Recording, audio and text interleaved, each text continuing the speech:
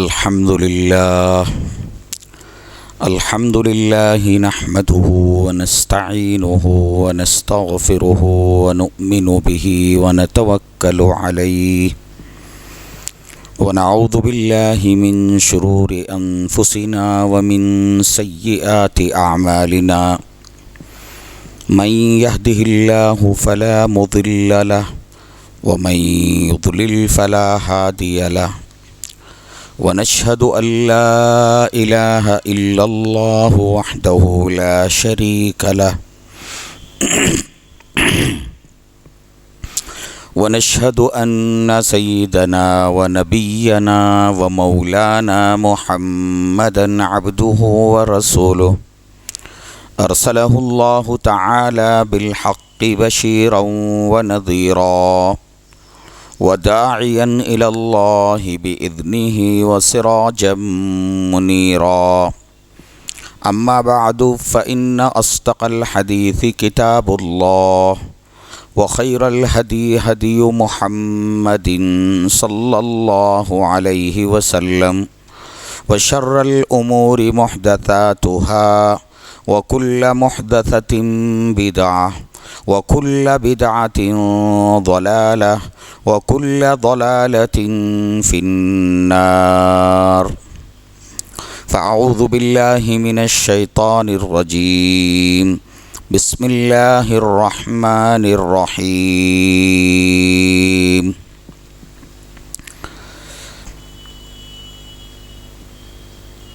إذ قال له ربه أسلم قال أسلمت لرب العالمين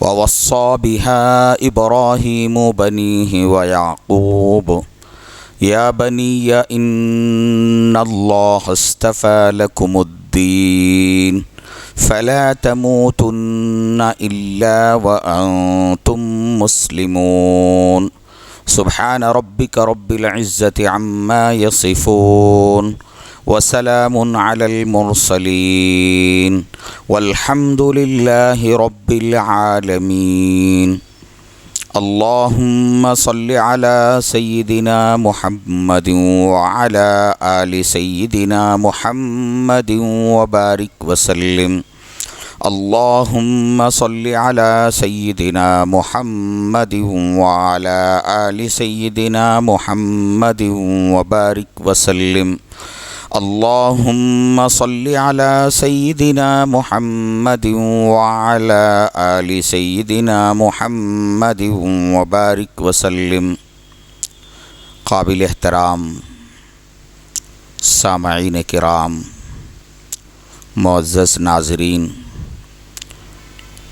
اور دینی بھائیوں، بزرگوں اور عزیز خواتین، ذی الحج کا مہینہ چل رہا ہے،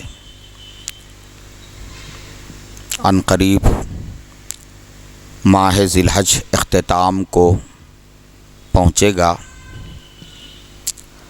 اللہ تبارک و تعالیٰ کا فضل اور احسان ہوا کہ اللہ پاک نے عید الاضحیٰ کے موقع پر ہم میں سے بہت سوں کو قربانی کا فریضہ انجام دینے کی توفیق عطا فرمائی۔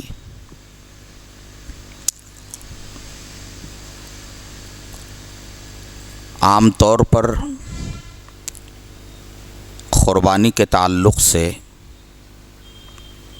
بس یہ بات لوگوں کے ذہنوں میں ہوتی ہے کہ ایک جانور خرید لیں اور پھر اس کو عید کے دن ذبح کر ڈالیں اور اس کے گوشت کو تقسیم کر دیں،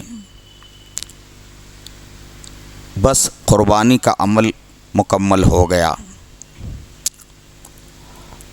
معزز سامعین کرام،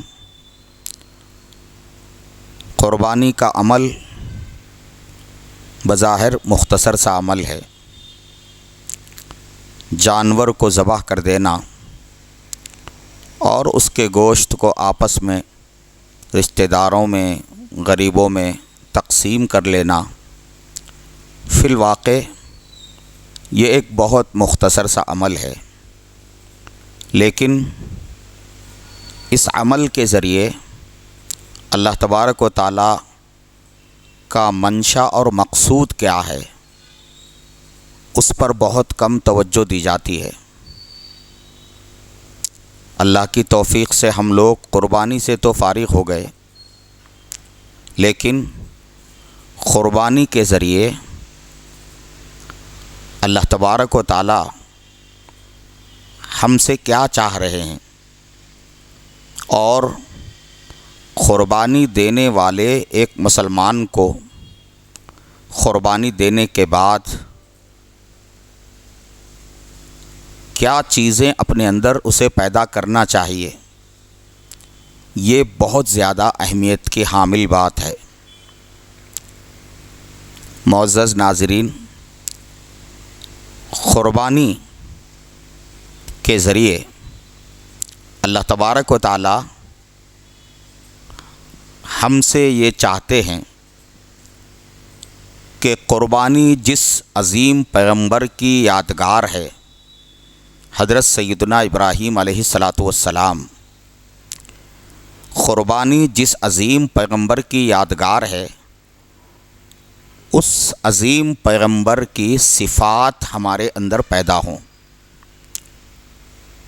یہ قربانی کا ایک اہم ترین مقصد ہے۔ ہمیں معلوم ہے کہ قربانی کا تعلق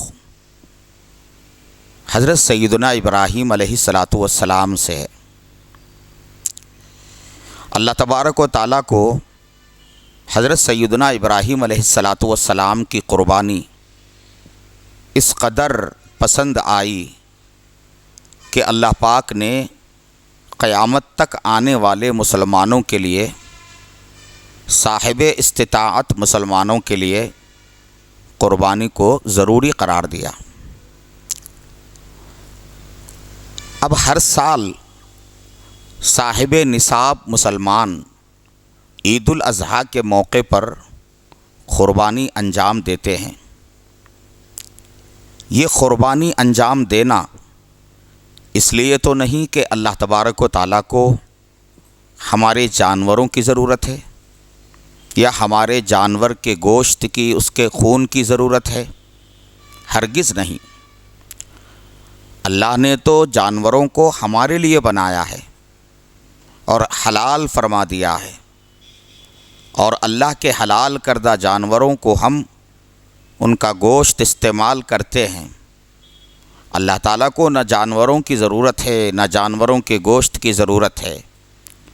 اللہ تبارک و تعالیٰ نے قربانی کے اس عمل کو اس لیے ضروری قرار دیا ہے کہ قربانی دینے والے ہر مسلمان کے اندر وہ صفات پیدا ہوں جو صفات سیدنا ابراہیم علی نبینا و علیہ السلام کے اندر پائی جاتی تھی۔ حضرت سیدنا ابراہیم علیہ السلام انتہائی جلیل القدر پیغمبر ہیں۔ قرآن پاک میں حضرت سیدنا ابراہیم علی نبینا و علیہ السلام کے تعلق سے جس تفصیل کے ساتھ بیان کیا گیا ہے وہ دیگر انبیاء کرام کے بارے میں اتنی تفصیل نہیں پائی جاتی ہے۔ اللہ تبارک و تعالیٰ نے قرآن مجید میں حضرت سیدنا ابراہیم علیہ السلام کی صفات کا خاص طور پر ذکر فرمایا ہے، اور حضرت سیدنا ابراہیم علیہ السلام کی زندگی میں پائی جانے والی جو خصوصیات ہیں اور جو کمالات ہیں کہ جن کے نتیجے میں حضرت سیدنا ابراہیم علیہ السلام اللہ کے نزدیک محبوب اور پسندیدہ ہوئے، وہ صفات اللہ تعالی ہم میں سے ہر ایک کے اندر پیدا کرنا چاہتے ہیں۔ قربانی دینے والے ایک مسلمان کو قربانی دینے کے بعد اس کی کوشش کرنی ہے کہ میرے اندر قربانی دینے والے جو پیغمبر ہیں حضرت سیدنا ابراہیم علیہ الصلاۃ والسلام، جنہوں نے اپنے بیٹے کی قربانی دی، ان کی صفات میرے اندر کیسے پیدا ہوں، ہر قربانی دینے والے مسلمان کو اس کی فکر کرنا ہے۔ اور یہ بات ہم اچھی طرح جانتے ہیں کہ اللہ تبارک و تعالیٰ کے یہاں انسان کی صفات کی اہمیت ہے۔ اللہ تعالیٰ کے یہاں کامیابی اور ناکامی کا دار و مدار صفات پر رکھا گیا ہے۔ جہاں تک انسان کی ذات ہے اور انسان کا جو وجود ہے، گوشت اور پوست سے بنا ہوا جو اس کا جسمانی ڈھانچہ ہے، وہ تو اس میں تو سارے انسان برابر ہیں، سارے انسان برابر ہیں۔ انسان کی عظمت اور برتری اللہ کے یہاں صفات سے ہوتی ہے۔ جس بندے کے اندر اچھی صفات جتنی زیادہ ہوں گی، وہ بندہ اللہ کے یہاں اتنا مقرب ہوگا۔ اور یہ بات ہم اچھی طرح جانتے ہیں کہ تصوف اصل میں اپنے اندر سے صفات رذیلہ کو نکال کر اپنے اندر صفات حمیدہ پیدا کرنے کا نام ہے۔ حضرات صوفیاء کرام نے تصوف کی جو تعریف فرمائی ہے، ویسے تو کئی تعریفات کیے گئے ہیں، ان میں ایک تعریف یہ کی گئی کہ تصوف صفات رذیلہ سے اپنے آپ کو پاک کرنا اور اپنے اندر صفات حمیدہ کو پیدا کرنا ہے۔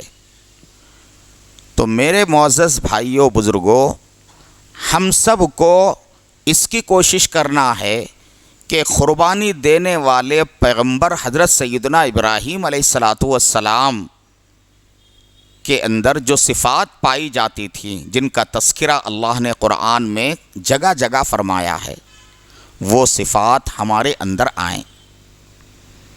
اللہ تبارک و تعالیٰ ایسے صفات کو پسند کرتے ہیں اور اسی پر جو ہے کامیابی اور ناکامی کا دار و مدار ہے۔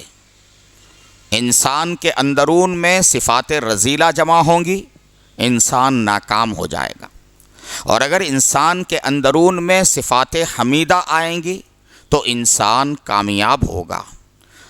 پیغمبروں میں ویسے سارے انبیاء کرام صفات حمیدہ سے متصف ہوتے ہیں، اور سارے انبیاء کرام خصائص، خصوصیات و کمالات کا پیکر ہوتے ہیں، اخلاق کے مجسم ہوتے ہیں، اس میں کوئی شک نہیں ہے۔ لیکن انبیاء کرام میں حضرت سیدنا ابراہیم علیہ الصلاۃ والسلام کو غیر معمولی خصوصیت حاصل ہے۔ ان کی صفات اس قدر اللہ کو محبوب اور پسند تھیں کہ اللہ تعالیٰ نے قرآن مجید میں اس کا اعلان فرما دیا کہ میں نے ابراہیم کو اپنا دوست بنا لیا ہے۔ وَاتَّخَذَ اللَّهُ إِبْرَاهِيمَ خَلِيلًا، کتنی بڑی بات ہے۔ اللہ تعالیٰ فرما رہے ہیں کہ میں نے ابراہیم کو اپنا دوست بنا لیا ہے۔ غور کرنے کی بات ہے کہ تصوف میں بندہ اللہ سے قریب ہوتا ہے اور بندہ اللہ کا دوست بنتا ہے۔ ولی اللہ کے دوست کو کہتے ہیں، لیکن اللہ کا دوست بندہ تب بنے گا جب بندے کے اندرون میں صفات حمیدہ پیدا ہوں گی۔ حضرت سیدنا ابراہیم علیہ الصلاۃ والسلام میں صفات حمیدہ کمال درجے کی پائی جاتی تھیں، تبھی اللہ تبارک و تعالیٰ نے حضرت سیدنا ابراہیم علیہ الصلاۃ والسلام کو خلت کا مقام عطا فرمایا، یعنی انہیں اپنا خلیل اللہ نے بنا لیا، اتنا قریب اللہ نے ان کو کر لیا۔ حضرت سیدنا ابراہیم علیہ الصلاۃ والسلام کی بہت ساری صفات ہیں، ان میں ایک صفت جس کا تذکرہ اللہ نے قرآن مجید میں کیا ہے وہ یہ ہے کہ حضرت سیدنا ابراہیم علیہ الصلاۃ والسلام خدا کے حکموں کے آگے بلا چوں و چرا سر تسلیم خم کر لیا کرتے تھے۔ ادھر خدا کا حکم آیا اور ادھر سیدنا ابراہیم علیہ السلام اس کو عملی جامہ پہناتے تھے۔ ایسا نہیں ہوتا تھا کہ اللہ کا حکم آ جائے اور اس کو پورا کرنے میں تاخیر کی جائے، یا اللہ کے حکم کے آنے کے بعد اس حکم کے لیے چوں چرا کیا جائے۔ آپ اندازہ فرمائیے کہ حضرت ابراہیم علیہ السلام کو اللہ نے حکم دیا کہ ابراہیم اپنے بیٹے کو ذبح کرو، اور یہ حکم بھی وحی کے ذریعے نہیں دیا گیا ہے، بلکہ خواب کے ذریعے اللہ تبارک و تعالیٰ نے یہ حکم دیا۔ کوئی دوسرا بندہ ہوتا تو سوچتا کہ یہ خواب کا معاملہ ہے، پتہ نہیں یعنی اس کے ذریعے سے کیا چاہا جا رہا ہے، لیکن وہ سیدنا ابراہیم علیہ السلام اطاعت سرافگندگی کے پیکر تھے۔ خدا کے ہر حکم کے آگے جھکنا ان کا مزاج تھا، خدا کے ہر حکم کو بجا لانا ان کا شیوا تھا۔ حضرت سیدنا ابراہیم علیہ السلام کو اللہ تبارک و تعالیٰ نے جب اپنے بیٹے کو ذبح کرنے کا حکم دیا تو فوراً حضرت سیدنا ابراہیم علیہ السلام اس کے لیے تیار ہو گئے۔ معزز سامعین کرام اور معزز دینی بھائیوں بزرگوں، سارے دین کا خلاصہ یہ ہے کہ آدمی اللہ کے حکم کو پورا کرنے والا بن جائے، بھلے وہ حکم مشکل ہو یا آسان ہو، بھلے وہ حکم ہمارے نفس کے لیے قابل قبول ہو یا قابل قبول نہ ہو، بھلے اللہ کے حکم میں ہمارے مالی فائدہ متاثر ہوتا ہو یا نہ ہوتا ہو، ہمیں جب یہ پتہ چلے کہ یہ اللہ کا حکم ہے تو بس اسے بجا لانا یہی دین کی حقیقت ہے اور یہی دین کی روح ہے۔ اللہ کا حکم چاہے مشکل ہو یا آسان، ایسا نہیں کہ اللہ کا حکم اگر آسان ہو تو اسے تو بجا لائیں، اور جو اللہ کا حکم ذرا مشکل ہو اس سے کنارہ کشی اختیار کر لیں، ایسا یہ اسلام نہیں ہے، اور یہ اطاعت نہیں ہے، اور یہ جو ہے حضرات انبیاء کرام کا اور ایک سچے مومن کا شیوا نہیں ہے۔ سچے مومن کا شیوا یہ ہے کہ ادھر اللہ کا حکم ہوا اور بندہ ادھر اس کو بجا لائے۔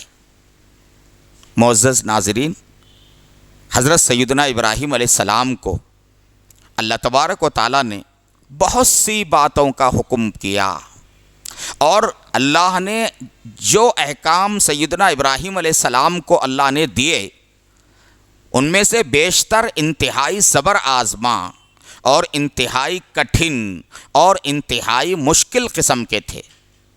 غور فرمائیے، اللہ تعالیٰ نے حضرت سیدنا ابراہیم علیہ السلام کو حکم دیا کہ اپنا وطن اور اپنے ماں باپ اور اپنی قوم کو چھوڑ کر ملک شام کی طرف آ جاؤ۔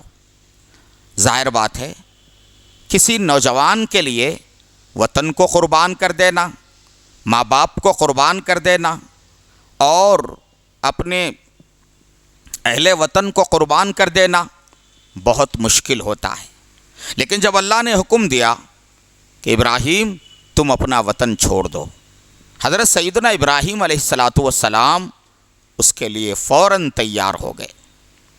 اسی طرح سے اللہ نے حکم دیا کہ ابراہیم اپنی بیوی اور اپنے شیرخوار بچے کو مکے کے لخدق میدان میں چھوڑ دو اور پھر تم واپس ملک شام چلے آؤ، ایسی جگہ جہاں دور دور تک کوئی انسان کوئی جاندار نظر نہیں آتا، انتہائی لخدق میدان ہے، نہ ہریالی ہے، نہ سرسبزی اور شادابی ہے، اور نہ کہیں پانی کا کوئی نام و نشان ہے۔ اللہ نے حکم دیا کہ اپنی بیوی اور اپنے شیرخوار بچے کو وہاں چھوڑ دو اور تم واپس ملک شام چلے آؤ۔ کتنا سخت حکم ہے کہ آدمی بیوی کو جو ہے قربان کر دے اور آدمی اولاد کو قربان کر دے، ظاہر ہے کہ ایسی جگہ چھوڑنا جہاں کوئی انسان نہ بستا ہو اور کوئی جو ہے جاندار نہ بستا ہو تو لامحالہ وہاں جان کو جوکھم میں ڈالنا ہے اللہ. لیکن حضرت ابراہیم علیہ السلام فوراً تیار ہو گئے. پروردگار آپ کا حکم ہے، بالکل میں تیار ہوں.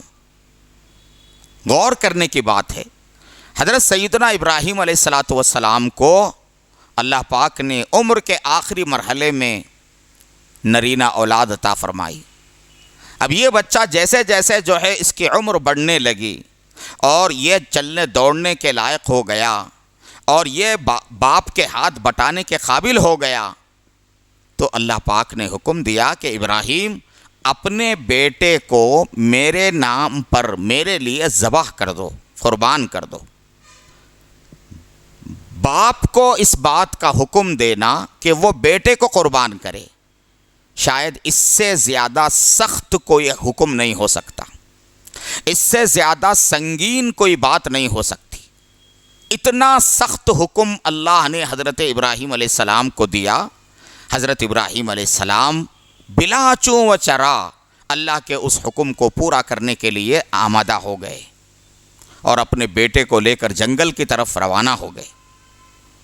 اندازہ فرمائیے، تو اس سے حضرت ابراہیم علیہ السلام کے اس جو ہے نا واقعے سے یہ بات سمجھ میں آتی ہے کہ ایک مومن کو یہ نہیں دیکھنا چاہیے کہ اللہ کا جو حکم ہے وہ مشکل ہے یا آسان ہے اور وہ نفس کے لیے قابل قبول ہے یا قابل قبول نہیں ہے. ایسا نہیں، بلکہ مومن کامل اور مسلم کامل وہ ہے کہ جو اللہ کے ہر حکم کو پورا کرے، چاہے وہ حکم اپنے لیے آسان ہو یا مشکل ہو، چاہے وہ حکم جو ہے نا اس سے اپنا مالی مفاد متاثر ہوتا ہو یا نہ ہوتا ہو. جب اللہ کا حکم ہونا معلوم ہو گیا تو ہر حال میں اسے پورا کرنا ہے.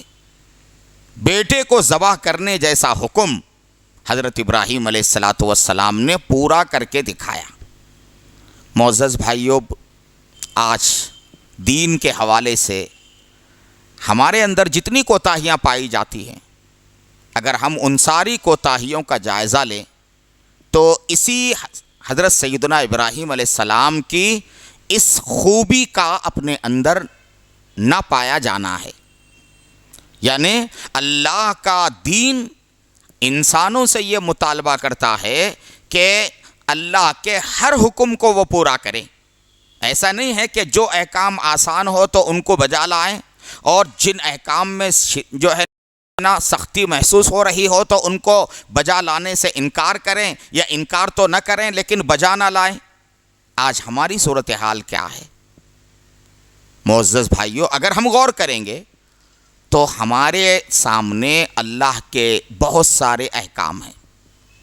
کچھ احکام عبادات سے متعلق ہیں، کچھ احکام معاملات سے متعلق ہیں، کچھ احکام معاشرتی زندگی سے متعلق ہیں، کچھ احکام لین دین سے متعلق ہیں، کچھ احکام جو ہے شادی بیاہ سے متعلق ہیں. یہ اللہ کے سارے احکام ہیں اور یہ سارے احکام درجے کے اعتبار سے، اہمیت کے اعتبار سے برابر ہے. ایسا نہیں کہ کوئی حکم زیادہ جو ہے اہمیت کا حامل ہو اور کوئی دوسرا حکم کم اہمیت کا حامل ہو، ایسا نہیں. اللہ تعالیٰ کے سارے احکام یکساں جو ہے اہمیت رکھتے ہیں، مگر ہماری زندگی کا حال کیا ہے؟ ہمارا حال یہ ہے کہ ہم اللہ کے ایک حکم کو بجا لا رہے ہیں مگر اسی طرح کا دوسرا اللہ کا حکم ہے اس کو ہم چھوڑ رہے ہیں.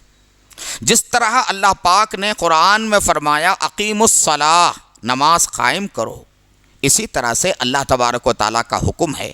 کیا حکم ہے؟ کہ والدین کی اطاعت و فرما برداری کی جائے اور والدین کی نافرمانی اور ان کو تکلیف پہنچانے سے گریز کیا جائے. یہ اللہ کا حکم ہے.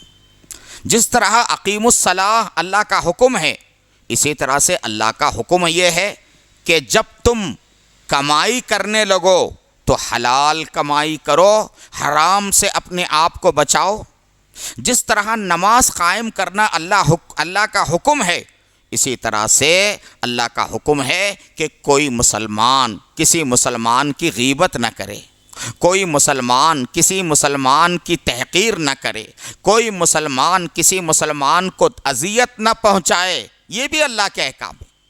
لیکن کیا بات ہے کہ ایک بندہ نمازوں کی تو پابندی کرتا ہے، نمازوں کی پابندی کرتا ہے، لیکن اس کے معاملات اللہ کے بتائے ہوئے حکم کے مطابق نہیں ہیں، اس کی معاشرتی زندگی اللہ کے بتائے ہوئے حکم کے مطابق نہیں ہے، اس کا لین دین اللہ کے بتائے ہوئے حکم کے مطابق نہیں ہے۔ کتنے مسلمان ایسے ہیں ماشاءاللہ نہ صرف 5 وقتہ نمازوں کی پابندی کرتے ہیں بلکہ نوافل کی، ذکر و تلاوت کی بھی پابندی کرتے ہیں، لیکن جب ان کے لڑکے کے نکاح کا موقع آتا ہے تو وہ لڑکی والوں سے مطالبہ کرنے سے نہیں چوکتے، برابر لڑکی والوں سے مطالبہ کریں گے۔ ہاں، آپ غور کریں کہ جیسے نماز پڑھنے کا حکم اللہ کا حکم ہے، اسی طرح سے اللہ اور اس کے رسول کا حکم یہ ہے کہ نکاح کے موقع پر لڑکی والوں سے کسی قسم کا مطالبہ نہ کیا جائے، اور نکاح کے موقع پر سارے مالی اخراجات لڑکے والے ادا کریں، یہ بھی اللہ کا حکم ہے۔ نکاح کے موقع پر فضول خرچی اور اسراف سے بچا جائے، یہ بھی اللہ کا حکم ہے۔ نکاح کے موقع پر بے پردگی اور بے حیائی کی کوئی حرکت نہ کی جائے، اللہ کا یہ بھی حکم ہے۔ تو ایک اللہ کے حکم کو ہم بجا لا رہے ہیں، اور اسی طرح کا دوسرا اللہ کا حکم ہے مگر ہم اس کو بجا نہیں لا رہے ہیں۔ سیدنا ابراہیم علیہ السلام کا طریقہ یہ نہیں تھا۔ سیدنا ابراہیم علیہ السلام کا طریقہ یہ تھا کہ جیسا بھی اللہ کا حکم ہو اسے فوراً بجا لائے۔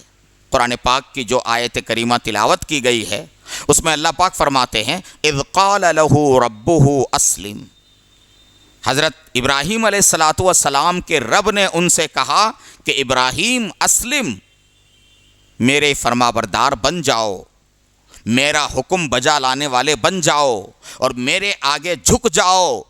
تو سیدنا ابراہیم علیہ السلام نے کیا کہا؟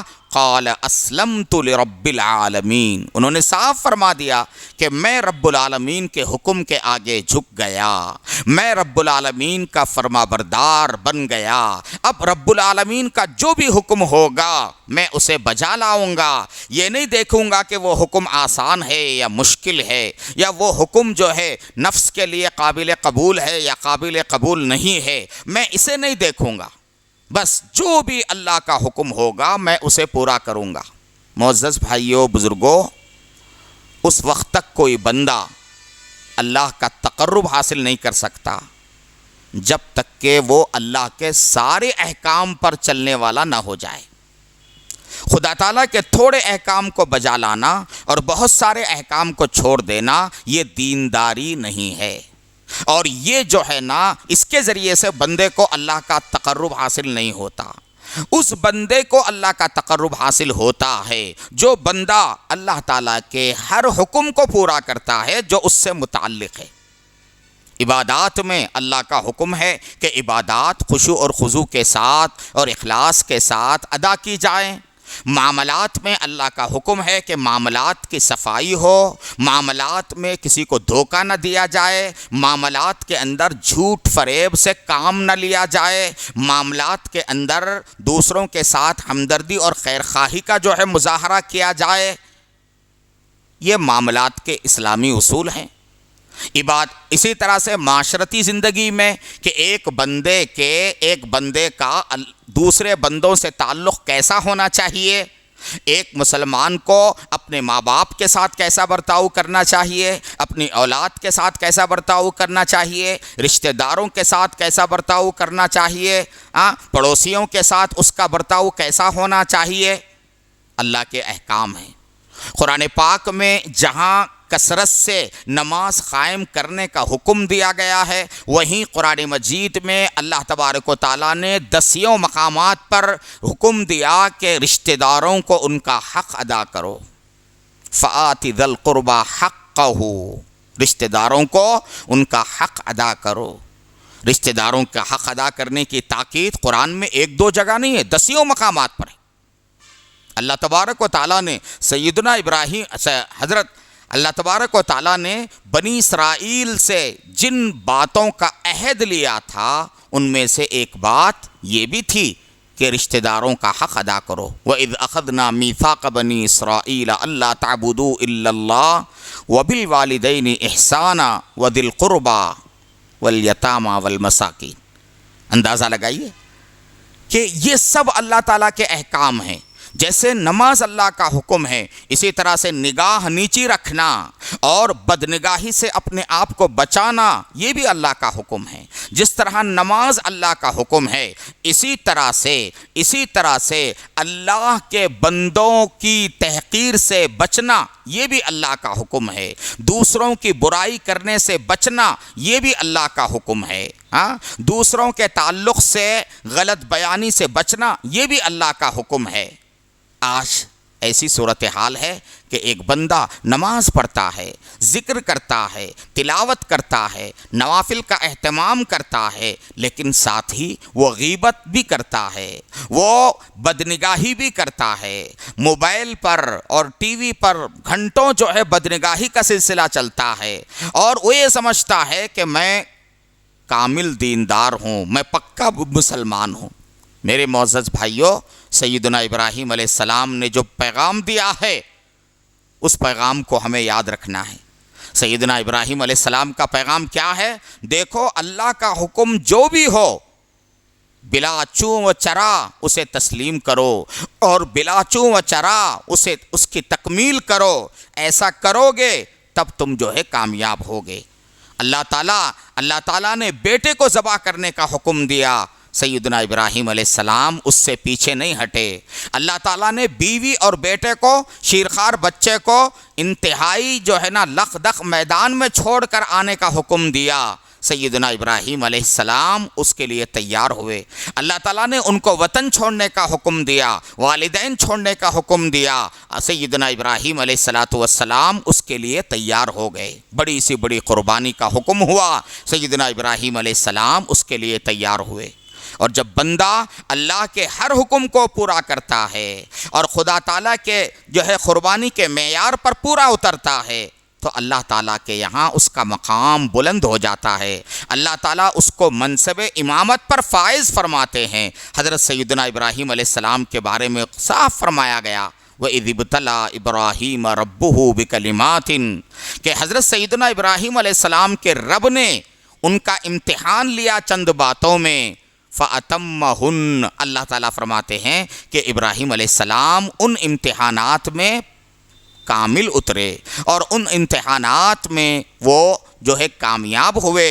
جب اللہ کی طرف سے آنے والے امتحانات میں اور اللہ کی طرف سے دیے گئے احکام کو جب انہوں نے پورا کر دیا تو اللہ نے فرمایا، قَالَ إِنِّي جَاعِلُكَ لِلنَّاسِ إِمَامًا، کہ ابراہیم میں تم کو سارے انسانوں کا امام بناتا ہوں۔ آج دنیا میں جتنی بڑی قومیں ہیں جو آسمانی مذاہب سے تعلق رکھتی ہیں، چاہے وہ عیسائی ہوں، چاہے وہ یہودی ہوں، چاہے وہ مسلمان ہوں، سب حضرت سیدنا ابراہیم علیہ السلام کو مانتے ہیں، سب ان کا احترام کرتے ہیں۔ تو اللہ پاک نے منصب امامت پر ان کو فائز فرما دیا۔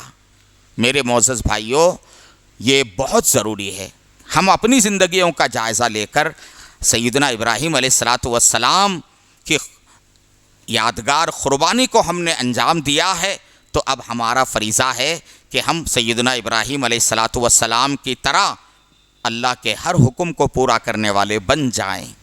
جب بندہ اللہ کے ہر حکم کو پورا کرنے والا بن جاتا ہے تو پھر اس کا دین کامل و مکمل ہو جاتا ہے۔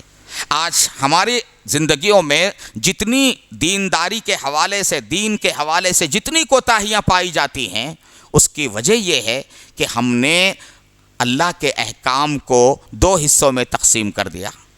ایک حصہ وہ ہے جو ہمارے لیے آسان ہے یا ہم اس کو جو ہے نا آسان سمجھتے ہیں اور ہم نے اس حصے پر ہم عمل کر رہے ہیں، اور اللہ کے احکام کا دوسرا حصہ وہ ہے جہاں ہمارے نفس کو دشواری پیش آتی ہے، جہاں ہمارا مالی مفاد متاثر ہوتا ہے، اور جہاں ہمارے نفس کے لیے بہت مشقت ہوتی ہے، بہت بار پڑتا ہے۔ ایسے احکام کو ہم نے کیا کر دیا ہے؟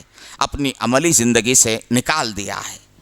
میرے معزز بھائیوں، یہ دراصل یہود و نصارہ کا شیوا ہے، بنی اسرائیل کا یہ طریقہ کار ہے۔ اللہ نے تورات کی شکل میں ان کو اپنے احکام کا ایک مجموعہ عطا فرمایا، اور اللہ نے ان سے کہا کہ دیکھو یہ تورات ہے، تم اس کے احکام پر عمل کرو۔ تو بنی اسرائیل کیا کرتے تھے؟ توریت کے جو احکام آسان تھے اس پر عمل کرتے تھے، اور توریت کے جن احکام پر عمل کرنے میں ان کے نفس کے لیے مشقت ہوتی تھی یا ان کا مالی مفاد جو ہے متاثر ہوتا تھا، تو انہوں نے ویسے احکام کو اپنی عملی زندگی سے نکال دیا تھا۔ قرآن پاک میں بنی اسرائیل کے بارے میں اللہ نے فرمایا، اہل کتاب کے بارے میں، افتؤمنون ببعض الکتاب وتکفرون ببعض، تم کیسے لوگ ہو، توریت کے کچھ باتوں پر ایمان رکھتے ہو اور کچھ باتوں کا انکار کرتے ہو۔ حالانکہ وہ توریت کی کسی بات کا انکار نہیں کرتے تھے، لیکن انکار کرنا اس لیے کہا گیا کہ وہ توریت کے کچھ احکام پر عمل کرتے تھے اور توریت کے دوسرے بہت سارے احکام پر وہ عمل نہیں کرتے تھے۔ تو اللہ کی کتاب کو انہوں نے دو حصوں میں بانٹ دیا تھا۔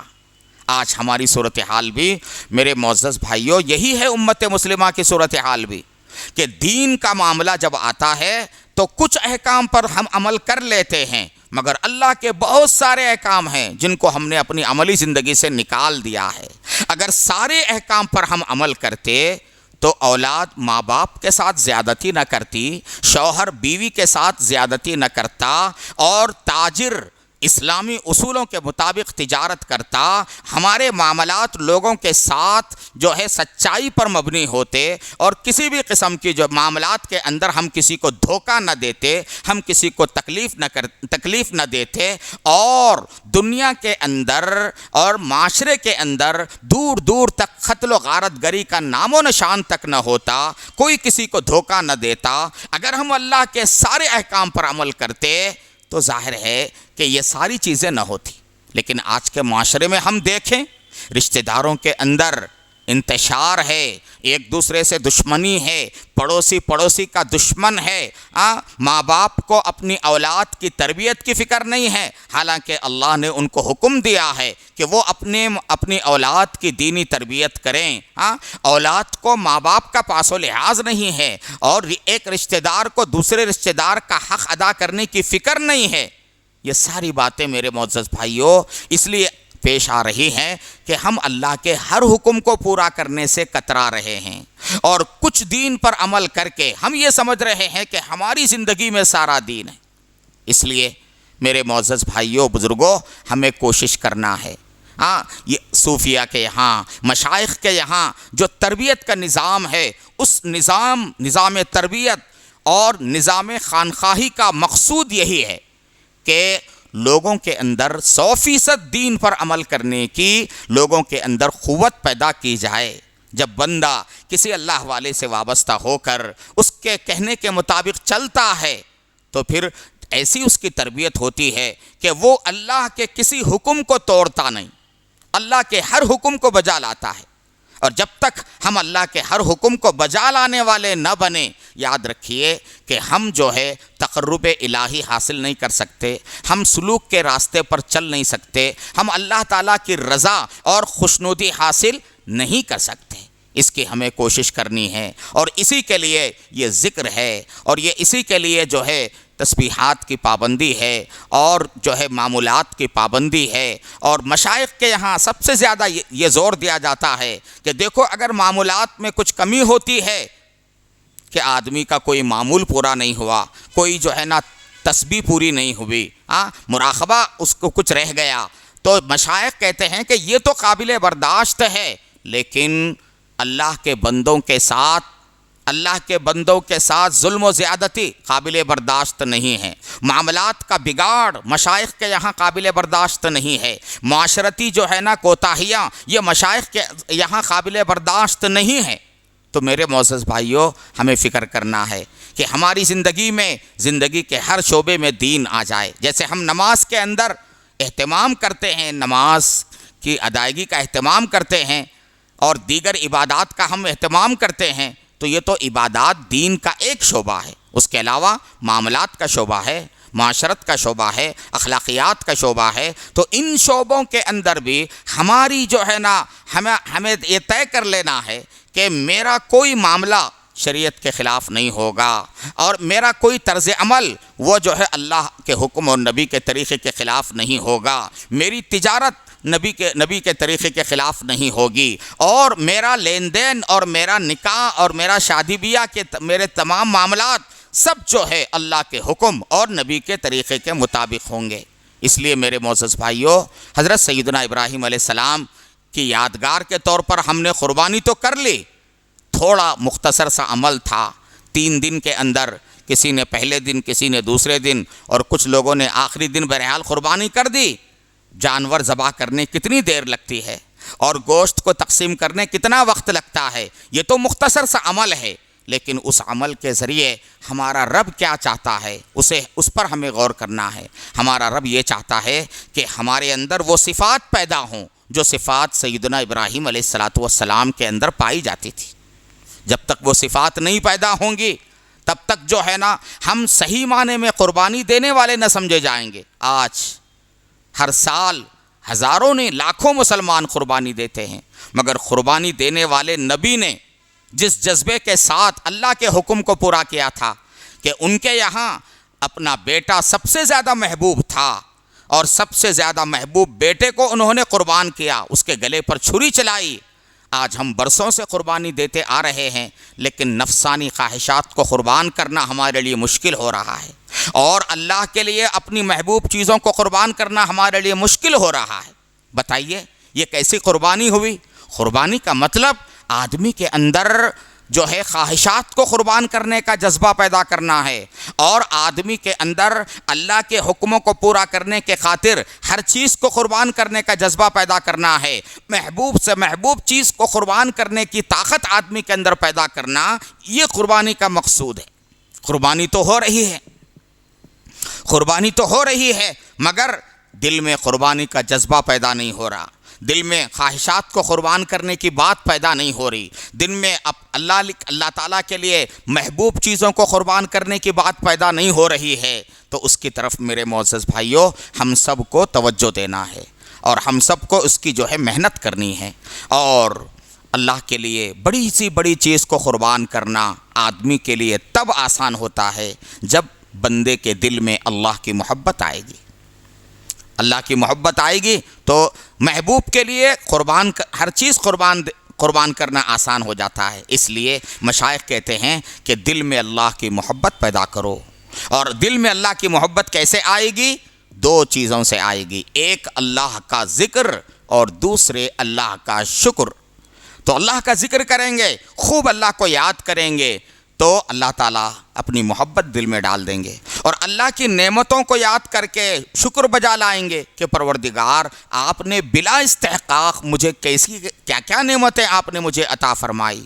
یہ جذبہ، یہ سوچ کر اللہ کی نعمتوں کا جو ہے استحضار کریں گے، اور اللہ کی نعمتوں کو یاد کرتے کرتے شکر بجا لائیں گے، تو اللہ کی محبت بڑھے گی، اور جب اللہ کی محبت بڑھے گی تو اللہ کے ہر حکم کو پورا کرنا اور اللہ کے لیے بڑی سی بڑی چیز قربان کرنا، محبوب سے محبوب چیز قربان کرنا ہمارے لیے آسان ہوگا۔ اس لیے میرے معزز بھائیوں بزرگوں، ہمیں ذکر کا خاص اہتمام کرنا چاہیے، خاص اہتمام کرنا چاہیے۔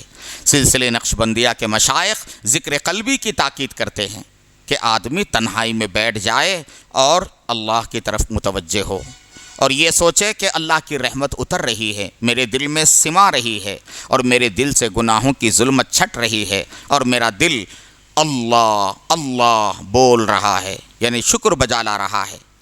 تو تنہائی میں بیٹھ کر آنکھیں بند کر کے زبان سے کچھ کہے بغیر کیا کرنا ہے؟ اللہ، یہ سوچنا ہے کہ دل میرا اللہ اللہ بول رہا ہے۔ تو سب ساتھی تھوڑی دیر کے لیے، تمام احباب جو بیان سن رہے ہیں، سب ساتھی جو ہے تھوڑی دیر کے لیے آنکھیں بند کر لیجئے، اللہ کی طرف متوجہ ہو جائیے، اور اس طرح متوجہ ہوں کہ دائیں بائیں کی ہمیں کچھ خبر نہ ہو، بس یہ ہو کہ میں ہوں اور میرا رب ہے، کسی چیز کی طرف توجہ نہ ہو، اور یہ خیال کریں کہ میرا دل اللہ اللہ بول رہا ہے۔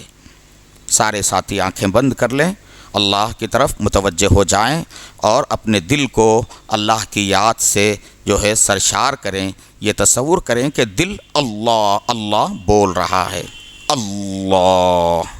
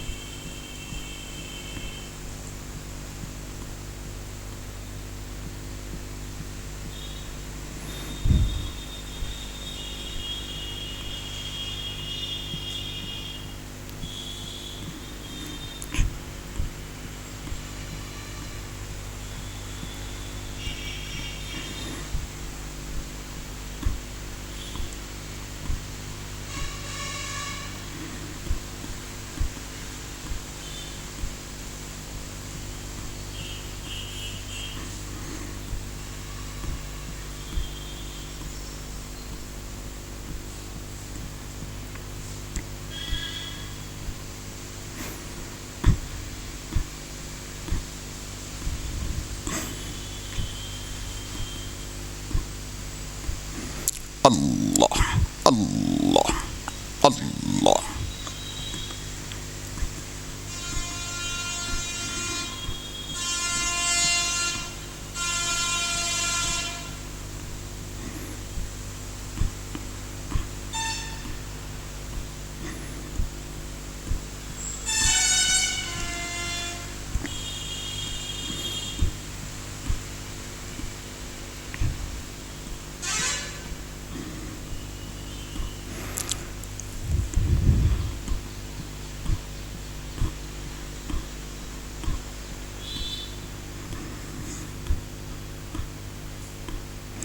لا الہ الا اللہ محمد الرسول اللہ صلی اللہ علیہ وسلم۔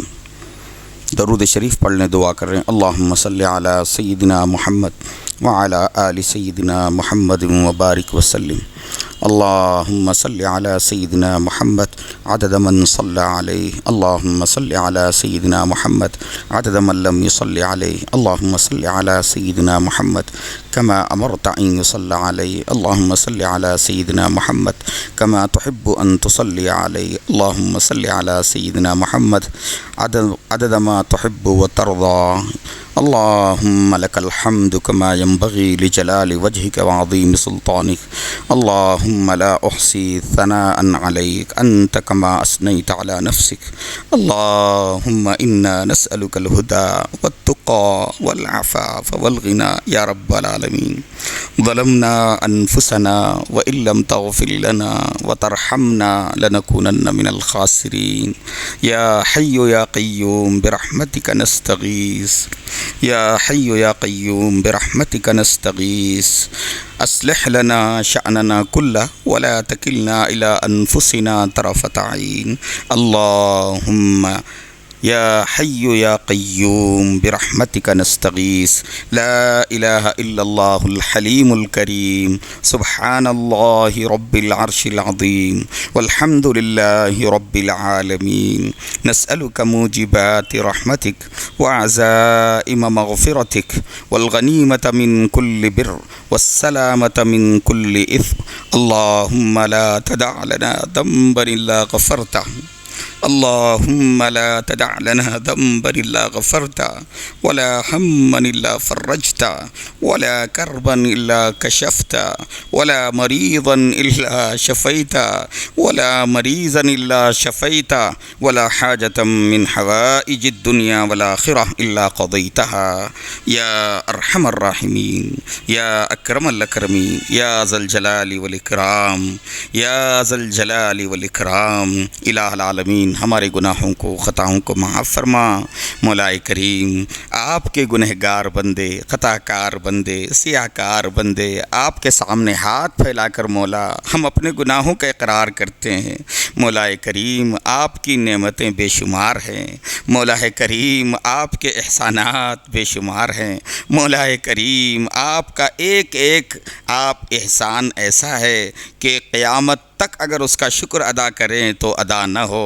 مولا کریم بے شک آپ رحیم پروردگار ہیں، بے شک آپ ہی ہمارے خالق ہیں، آپ ہی ہمارے مالک ہیں۔ مولا کریم آپ ہی ہمیں روزی عطا کر رہے ہیں، مولا کریم آپ ہی عزت عطا فرماتے ہیں، آپ ہی ذلت میں مبتلا کر دیتے ہیں۔ الہ العالمین بے شک ہم قصوروار ہیں، مولا ہم قصوروار ہیں، ہم خطا کار ہیں، مولا ہمیں معاف فرما دیجئے، ہمارے سارے گناہوں کو معاف فرما دیجئے۔ الہ العالمین دل کو پاک کر دیجئے، گندگیوں سے پاک فرما دیجئے۔ مولا کریم الہ العالمین دل گندے ہو چکے ہیں، اے اللہ دنیا کی محبت نے دل کو گندا کر ڈالا ہے، اے اللہ مال کی محبت نے دل کو گندا کر ڈالا ہے، حرص و ہوا نے دل کو گندا کر ڈالا ہے۔ الہ العالمین ہمارے دلوں کو تمام گندگیوں سے، ناپاکیوں سے پاک فرما دیجئے، غلاظتوں سے پاک فرما دیجئے۔ مولا دل کو صاف فرما دیجئے، دل میں اپنی محبت پیدا فرما دیجئے۔ پیارے اللہ ہمارے سارے گناہوں کو معاف فرما دیجئے۔ پیارے مولا آپ اپنے بندوں سے بڑی محبت فرماتے ہیں۔ مولا کریم ایک ماں اپنے بیٹے کو جہنم آگ میں ڈالنا نہیں چاہتی، آپ تو 70 ماؤں سے زیادہ محبت رکھنے والے ہیں۔ الہ العالمین ہمیں معاف فرما دیجئے، ہمارے گناہوں کو معاف فرما دیجئے۔ مولا کریم ہمیں مغفرت کا پروانہ عطا فرما دیجئے۔ مولا کریم قیامت کے دن مولا جہنم کے عذاب سے بچا لیجئے، اے اللہ قبر کے عذاب سے بچا لیجئے۔ مولا کریم بے شک ہم بہت خطا کار ہیں، مگر مولا آپ کی رحمت کے طلبگار ہیں، مولا آپ کے در کے علاوہ کوئی در نہیں ہے۔ الہ العالمین ہماری تمام پریشانیوں کو دور فرما دیجئے۔ جتنے احباب مولا کریم اس مجلس میں شرکت فرما رہے ہیں، سب کی جائز مرادوں کو پورا فرما دیجئے، سب کو صحت و تندرستی عطا فرما دیجئے۔ مولا کریم وباؤں کا خاتمہ فرما دیجئے، بلاؤں کا خاتمہ فرما دیجئے۔ الہ العالمین ہمارے ماں باپ کی عمر میں برکتیں عطا فرما دیجئے، ان کو صحت و تندرستی نصیب فرما دیجئے۔ الہ العالمین ہر قسم کے اے اللہ حادثات سے، ہر قسم کے اے اللہ ناگہانی واقعات سے، فتنوں سے، گمراہیوں سے، اے اللہ ذلت سے ہماری حفاظت فرما دیجئے۔ مولا سڑک حادثات سے ہماری حفاظت فرما دیجئے، مولا ہر قسم کے حادثات سے ہماری حفاظت فرما دیجئے۔ الہ العالمین عافیت عطا فرما دیجئے، مولا عافیت کی روزی عطا فرما دیجئے، عافیت والی عزت عطا فرما دیجئے، عافیت والی رحمت عطا فرما دیجئے۔ مولا کریم ہم آپ کے محتاج بندے ہیں، ہم آپ کے کمزور و ناتواں بندے ہیں۔ مولا کریم نظر رحمت فرما دیجئے، ہمارے گناہوں کو معاف کر کے ہم پر نظر رحمت فرما دیجئے۔ الہ العالمین ہمیں نیکی کی توفیق عطا فرما دیجئے۔ مولا کریم اپنی محبت ہمیں نصیب فرما دیجئے، اپنے نبی کی محبت ہمیں عطا فرما دیجئے۔ مولا کریم گناہوں سے، گمراہیوں سے ہماری حفاظت فرما دیجئے۔ مولا کریم جب تک آپ کی توفیق نہیں ہوگی گناہوں سے نہیں بچا جا سکتا، جب تک آپ کی نظر رحمت نہیں ہوگی نیکیاں نہیں کی جا سکتی۔ مولا کریم معاف فرما دیجئے، نیکیوں میں لگا دیجئے، برائیوں سے حفاظت فرما دیجئے۔ مولا کریم ہمیں عزت کی روزی عطا فرما دیجئے۔ مولا کریم ذلت اور رسوائی سے، دنیا اور آخرت میں ذلت اور رسوائی سے ہماری حفاظت فرما دیجئے۔ مولا کریم جو کچھ کہا گیا ہے مولا ان باتوں کو ہمارے دلوں میں اتار دیجئے اور عمل کی ہمیں توفیق عطا فرما دیجئے۔ مولا کریم جتنے آپ کے بندے بیمار ہیں، خاص طور پر اس مجلس میں شرکت کرنے والے جتنے احباب بیمار ہیں سب کو شفا عطا فرما دیجئے۔ اے اللہ ان کے رشتہ داروں کو، عزیز و اقارب کو شفا کاملہ عاجلہ عطا فرما دیجئے۔ الہ العالمین یہ جو وبا چل رہی ہے مولا، اپنے کرم سے اس وبا کا خاتمہ فرما دیجئے۔ مولا ہماری اور پوری امت مسلمہ کی وبا سے حفاظت فرما دیجئے۔ جو لوگ اس وبا میں مبتلا ہو کر انتقال کر گئے مولا، اے اللہ ان کی مغفرت فرما دیجئے، ان کو شہادت کی اے اللہ شہادت کا مرتبہ عطا فرما دیجئے۔ الہ العالمین ہمارے بزرگوں کی عمروں میں برکت عطا فرمائیے، ہمارے حضرت جی دامت برکاتہم کی عمر میں برکت عطا فرما دیجئے، ہمارے مشائخ کی عمر میں برکت عطا فرما دیجئے۔ مولا کریم اس دعا کو اپنے کرم سے اور اپنی رحمت سے اپنے نبی صلی اللہ علیہ وسلم کے صدقے طفیل سے قبول فرما لیجئے۔ ربنا تقبل منا انک انت السمیع العلیم وتب علینا انک انت التواب الرحیم برحمتک یا ارحم الراحمین والحمد للہ رب العالمین۔